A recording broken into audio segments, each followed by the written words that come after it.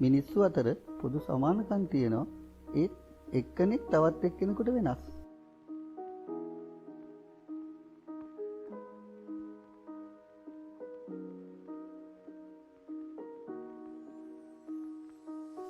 දහයේ අන්තිම පාඩම ප්‍රවේණිය.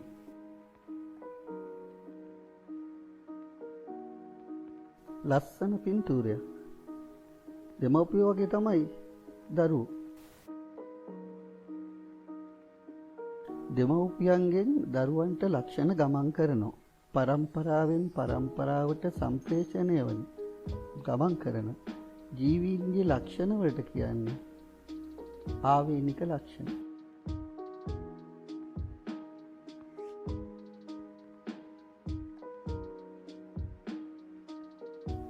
ඔක්කොම ගිරව්. ඒ වුණාට එකෙක් එකෙකුට වෙනස්.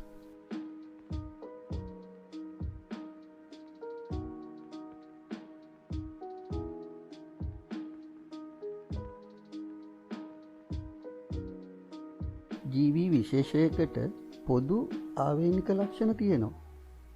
ඒ වුණාට එකම විශේෂයේ ජීවීන් අතර වෙනස්කම් තියෙනවා.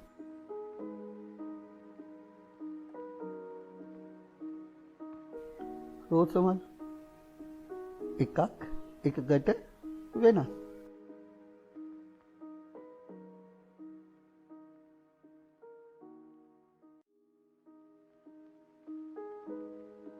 මිනිස්සු අතර බහුලව මේ ලක්ෂණ තියෙනවා. බොකුටු හිසකෙස්, ඉත්තැගුරු වගේ ඍජු හිසකෙස්,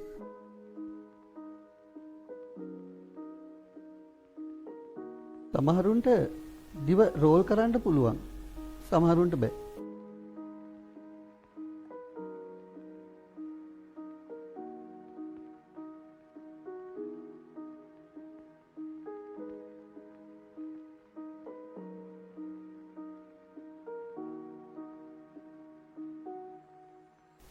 මාපටැඟිල්ල ඍජුවද වක්‍රවද පිහිටන්නේ බලන්න.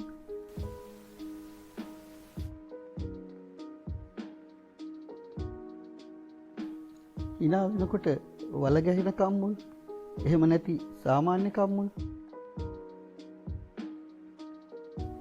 සමහරුන්ගේ නළලේ තුඩක් විදියට හිසකෙස් පිහිටලා තියෙනවා.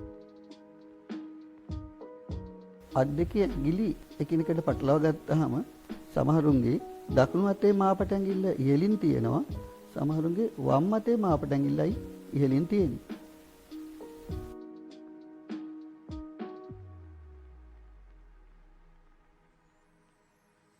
බහුලවම දකින්න තියෙන ලක්ෂණයක් තමයි හැමේ පාට. කළු, තලෙලු, සුදු.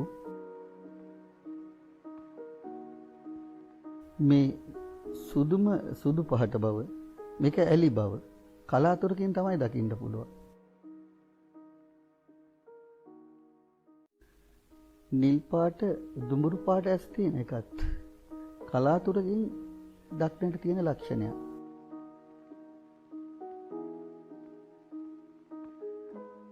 බලන්න ඇඟිලි කීයක් තියෙනවද කියලා අත්වල. ඇඟිලි 5ට වඩා වැඩි නම් ඒක බහු අංගුලිකතාවය. මේකත් කලාතුරකින් තමයි ඇති වෙන්නේ.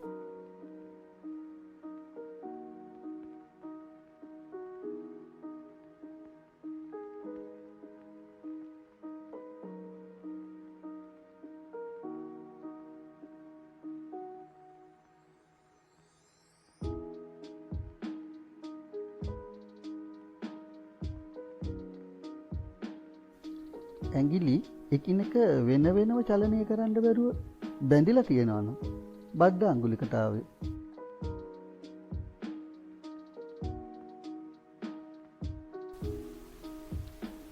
දැකලා තියෙනවනේ.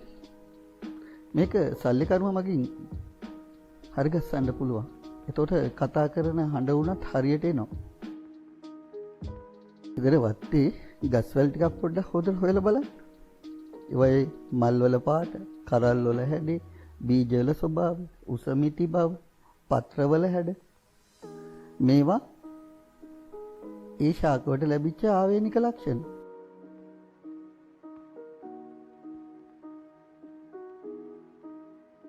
පරම්පරාවෙන් පරම්පරාවට ලක්ෂණ ගමන් කරන ආකාරය ගැන විද්‍යාත්මක පදනමකින් මුලින්ම පරීක්ෂණ කළේ ග්‍රෙගරි මෙන්ඩල්. ප්‍රවේණි විද්‍යාවේ පියා ලෙස සලකන්නේ ග්‍රෙගරි මෙන්ඩල්.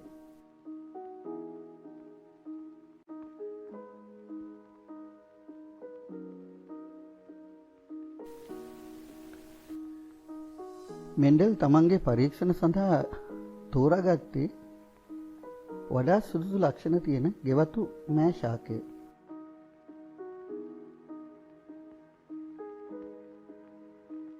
පහසුවෙන් වගා කරන්න පුළුවන්. කෙටි කාලෙකින් පළදාව ගන්න පුළුවන්. නුමුහුම් ශාක පරම්පරා ලබා ගන්න පුළුවන්. ස්වපරාගණය සිදුවීම වගේම කෘත්‍රිමව පරපරාගණය සිදු කරන්නත් පුළුවන්. මුහුම් කරලා පරම්පරා දිගටම පවත්වා ගන්නත් පුළුවන්. මේ කරුණු නිසා මෙන්ඩල් තමන්ගේ පරීක්ෂණ සඳහා ගෙවතු මෑ ශාකය තෝරාගත්තා.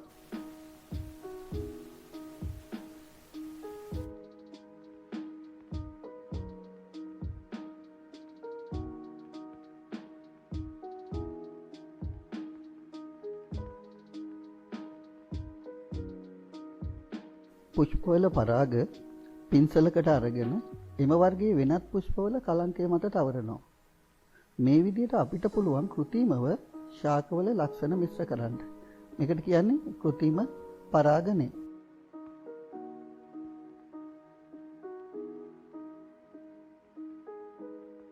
මෙන්ඩල් ගෙවතු මෑ ශාකයේ පරස්පර ලක්ෂණ යුගල් 7ක් පරීක්ෂා කළා තියෙනවා. ඒත් මෙයා පරීක්ෂණ සඳහා තෝරාගත්තේ එක ලක්ෂණයක්. ඒ උස හා මිටි ලක්ෂණ. මුලින්ම නුමුහුම්, ඒ කියන්නේ ලක්ෂණ මිශ්‍ර නොවුන උස මෑ ශාකත් මිටි මෑ ශාකත් දෙපැත්තක පොක.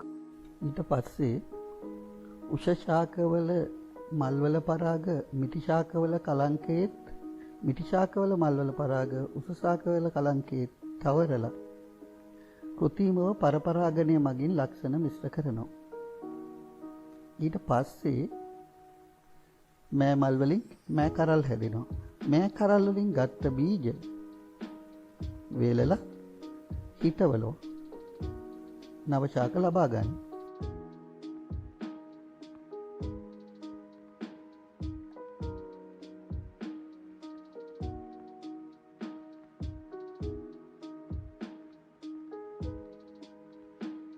පළමු පරම්පරාවේ සියලුම ශාක උස් ඒවා විතරයි ලැබුණේ. ඊට පස්සේ පළමු පරම්පරාවේ ශාක අතර මොහොමක් ඇති කරා. එතනින් ලැබෙන ශාකවල කරල් වලින් බීජ හිටවලා නව ශාක ලබා ගත්තා.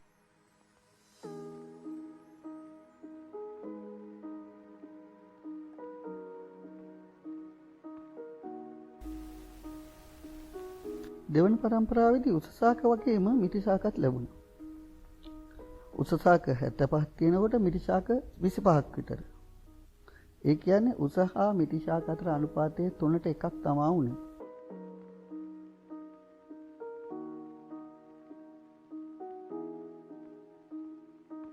ප්‍රතිවිරුද්ධ ලක්ෂණ යුගලක එක ලක්ෂණයක් බැගින් ප්‍රවේණිගත වෙන ආකාරය තමයි පෙන්වීම තමයි ඒකාංග මුහුමක් කියන්නේ.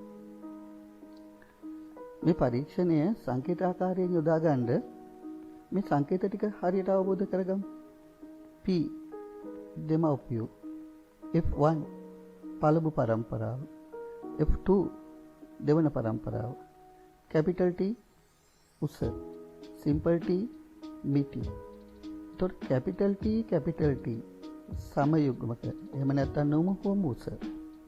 capital T simple T විෂම යුග්මක මුහුම් උස. simple T සමයුග්මක නුමුහුම් මිටි.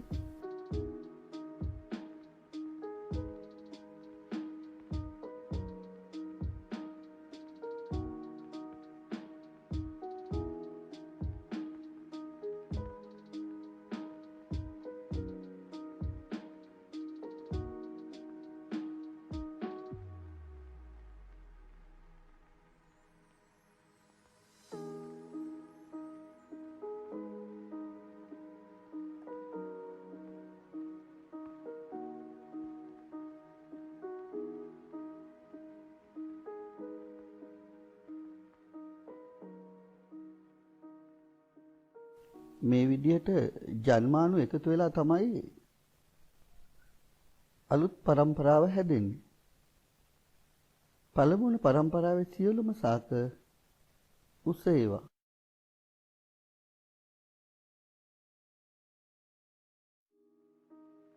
දෙමව්පියන්ගෙන් දරුවන්ට ලක්ෂණ ගමන් කරන්නේ සාධක වලින් කියලා මෙන්ඩල් පැවසුවේ.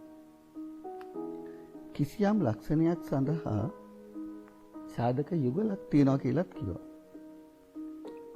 මේ සාධක යුගල සමාන නම් සමයුග්මක. ඒ දෙක අසමාන නම් විෂම යුග්මක. එතකොට මෑෂාක වල පළවෙනි પરම්පරාවේ සියලුම ශාක උස ඒවා වුණා. ඒවා විෂම යුග්මකයි.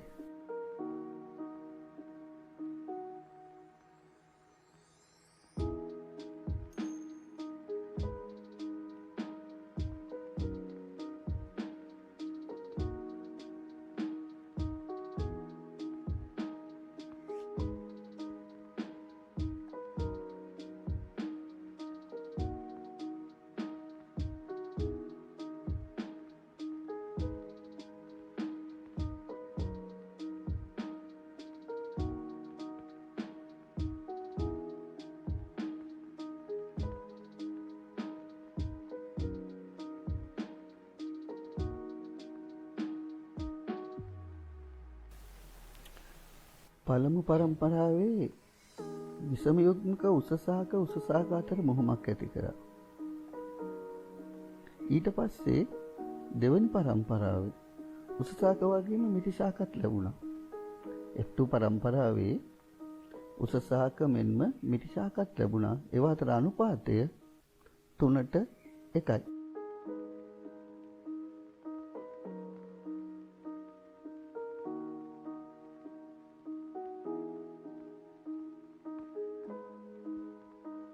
විෂම යුග්මක අවස්ථාවේ බාහිරයට පෙන්වන ලක්ෂණේ ප්‍රමුඛ ලක්ෂණේ. උදාහරණ මෑසාකවල උස ලක්ෂණේ. ඒ වගේම විෂම යුග්මක අවස්ථාවේ යටපත් වෙන ලක්ෂණේ නිලීන ලක්ෂණේ. උදාහරණ මෑසාකවල මිටි ලක්ෂණේ.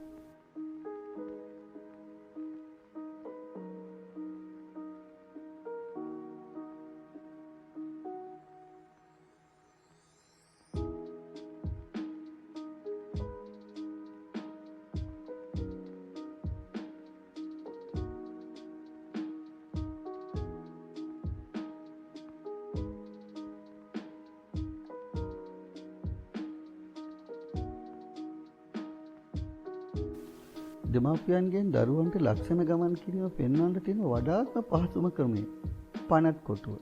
හොඳට බලන්න.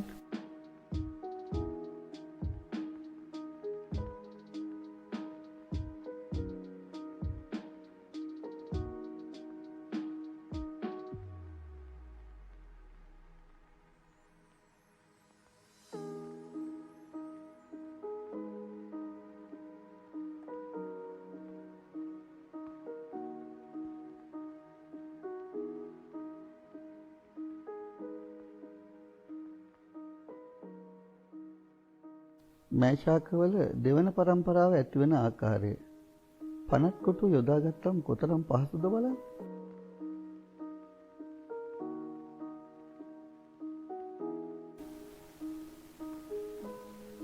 ජීවීන්ගේ ලක්ෂණ තීරණය වෙන්නේ ජානවලින්. යම් ලක්ෂණයක් සඳහා ජාන දෙක සමාන නම් සමයුග්මක, අසමාන නම් විෂම යුග්මක.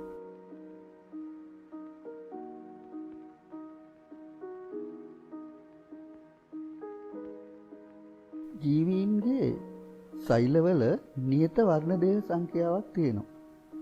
ඒක ස්ථිරයි. මිනිස්සුන්ගේ වර්ණදේහ සංඛ්‍යාව යුගල් 23යි. ඒ කියන්නේ 46යි.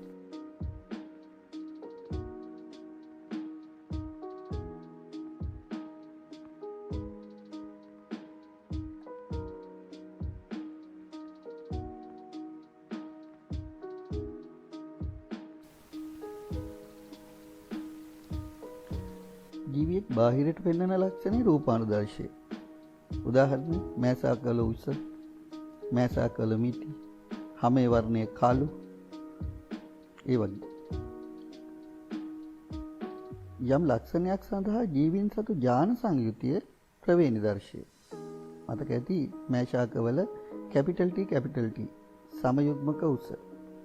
කැපිටල් T සිම්පල් T විෂම යුග්මක උස. සිම්පල් T සමයුග්මක මිති මේ වගේ ඒවා.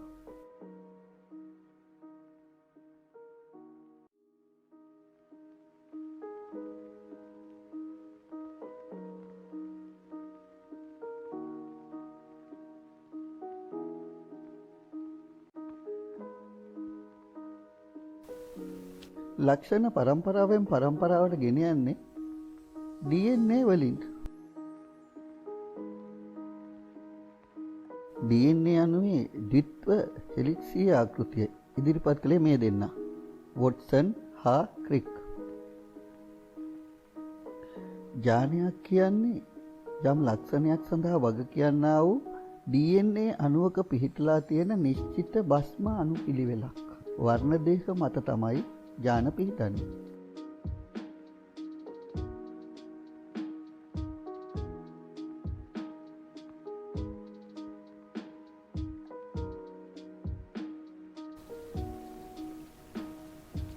එකම වර්ණ දේහයක් මත පිහිටි ස්වාධීනව වෙන් නොවන, ඒ කියන්නේ වියුක්ත නොවන ඥාන ප්‍රතිබද්ධ ඥාන.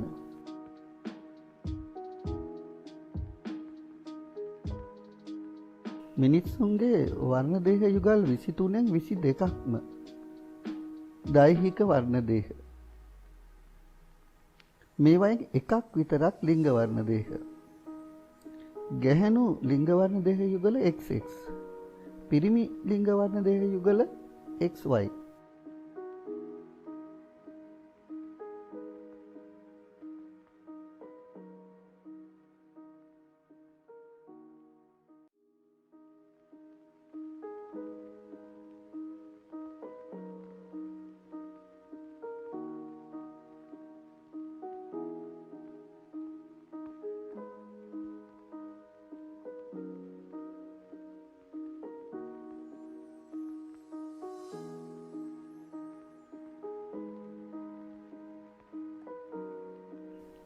සමහර පවුල්වල පිරිමි දරුවෝ විතරයි ඉන්නේ. සමහර පවුල්වල ගෑනු ළමයි විතරමයි. ඒත් පොඩ්ඩක් බලන්න මේ පනට් කොටුව දිහා. පිරිමි දරුවෙක් හෝ ගෑනු දරුවෙක් ඉපදීමේ සම්භාවිතාවය 50%යි.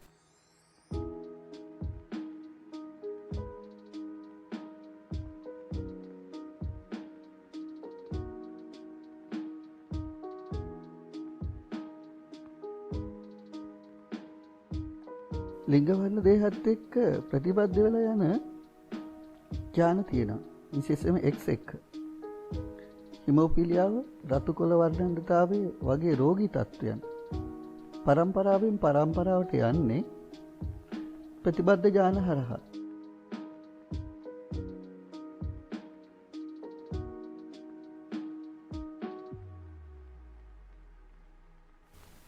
තුවාලයක් වුණාම ලේ කැට ගැහෙන්නේ නැතුව දිගටම ගලාගෙන යනවනේ. හෙමෝෆිලියා රෝගී තත්ත්වය වෙන්න පුළුවන්.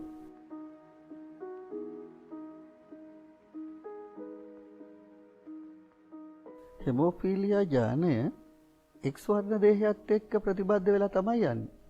මේක නිලීන ඥානයක්. අපි හෙමෝෆිලියා නිලීන ඥානය සිම්පල් H කියලා ගමු. හෙමෝෆිලියා ලක්ෂණ නොමැති ප්‍රමුඛ ඥානය කැපිටල් H කියලා ගමු. බලන්න. නිරෝගී ගැහැණු කැපිටල් H XX. රෝගවාහක ගැහැණු capital H simple H XX. නිරෝගී පිරිමි කැපිටල් H XY. රෝගී පිරිමි සිම්පල් H XY.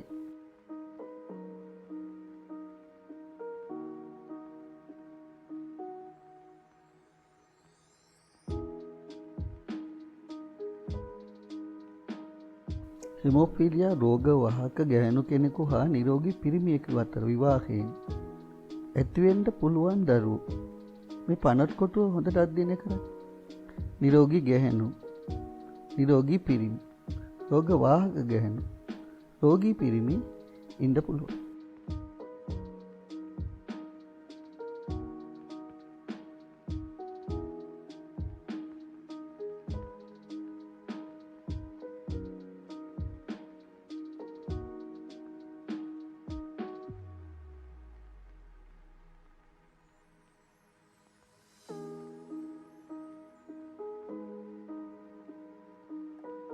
හිමොෆිලියා රෝගී පිරිමියෙක් හා නිරෝගී ගැහැණු කෙනෙක් අතර විවාහයෙන් පස්සේ ඇති වෙන දරුවෝ බලන්න. රෝගවාහක ගැහැණුයි නිරෝගී පිරිමි විතරයි 50%. මේ වගේ දෙමාපියන්ගේ ඥාන දුන්නාම පනත් කොටුවට දාලා ඇතිවිය හැකි දරුවෝ ගැන හොයන්න ප්‍රශ්නෙන්න පුළුවන්.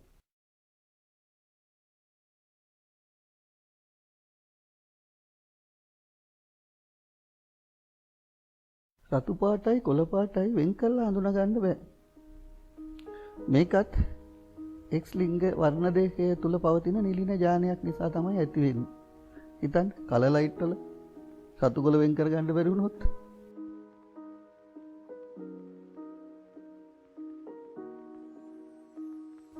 තියලා තියෙන පින්තූර 4න් මුල් පින්තූර 3ම පැහැදිලිව රතු කොළ හඳුනා ගන්න පුළුවන් නම් අසනීපේ නැහැ. රතු කොළ වර්ණාන්ධතාවය නැහැ.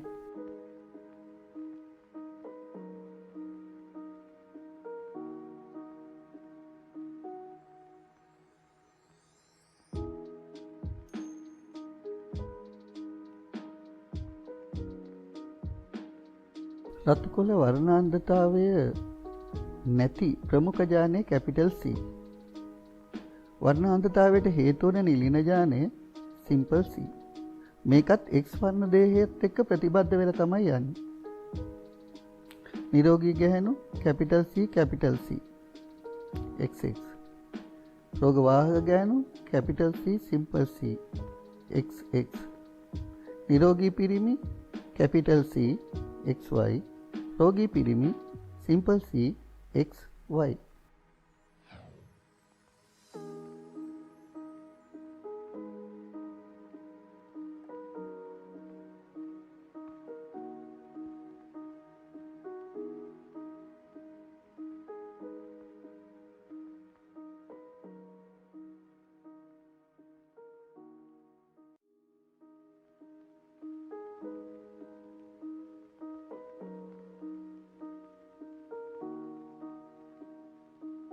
රතු කොළ වර්ණාන්ධතාවයේ රෝග වාහක ගැහැණු කෙනෙකු සහ නිරෝගී පිරිමියෙකු අතර විවාහයෙන් ඇතිවන දරුවෝ.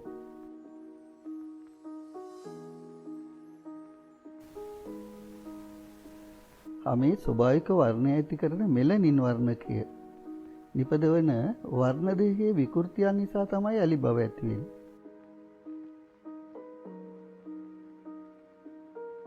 හැම හිසකේස් ඇහි පියාටු සියල්ල අසාමාන්‍ය ලෙස සුදු පාට වෙන එක තමයි ඇලි බවේ ලක්ෂණය. ඇලි බව ඇති වෙන්නේ මේ නිලින ඥාන දෙකම සමයුග්මක වුණොත්.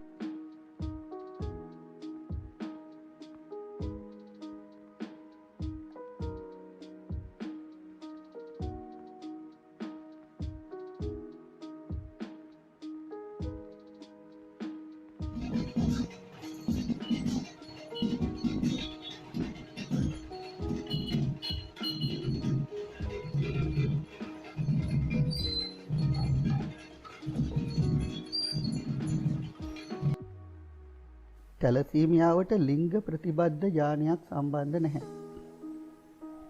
දෛහික ඥානයක් තමයි සම්බන්ධ වෙන්නේ. හිමොග්ලොබින් නිෂ්පාදනයට බලපාන ඥානය විකෘති වීම නිසා ඇතිවන තත්ත්වයක්.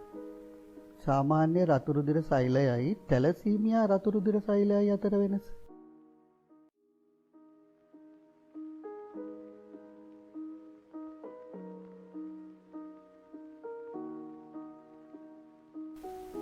තැලසීමියා රෝගය බහුල වෙන්න එක හේතුවක් තමයි ලේනාය අතර විවාහය.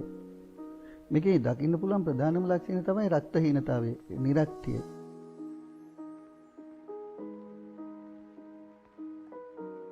හොඳ ආවේනික ලක්ෂණ තියෙන සත්තු හා ශාක තෝරාගෙන ඔවුන් දිගින් දිගටම අභිජනනය කරලා හොඳ දෙමුහුම් ශාක සතුන් නිපදවා ගන්න පුළුවන්.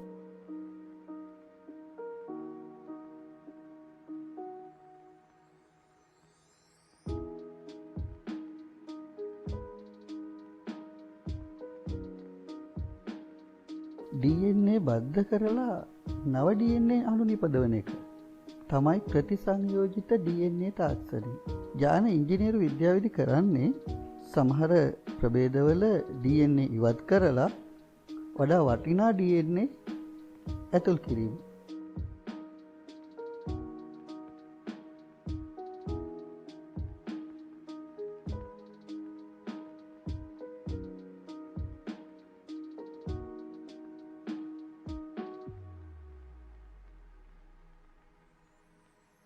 කැරට් වලින් ගත්ත විටමින් A බහුල ජානය වී වලට බද්ධ කරලා රන්වන් සහල් හදලා තියෙනවා.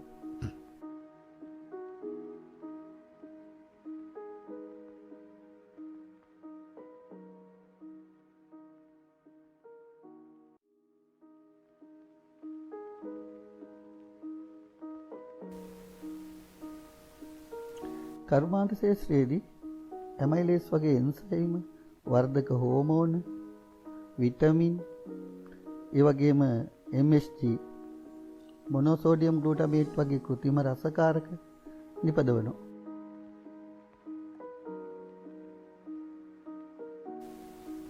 මිනිස් ඉන්සියුලින් සඳහා වූ ජානය එස්කෙරිකියා කෝලයි කියන බැක්ටීරියාවට බද්ධ කළා. තමයි දියවැඩියාවට ප්‍රතිකාර කරන ඉන්සියුලින් නිපදවා ගන්න.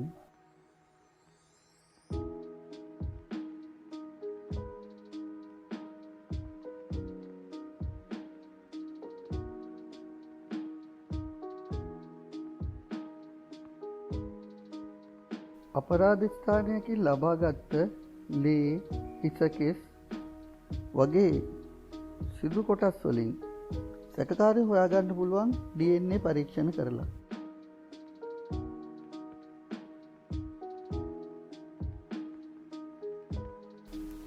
පාඩම හොඳින් අවබෝධ කරගෙන පහලින් තියෙන ලින්ක් එකකින් ඔන්ලයින් බහුවර්ණ ප්‍රශ්න පත්‍රය කරන්න.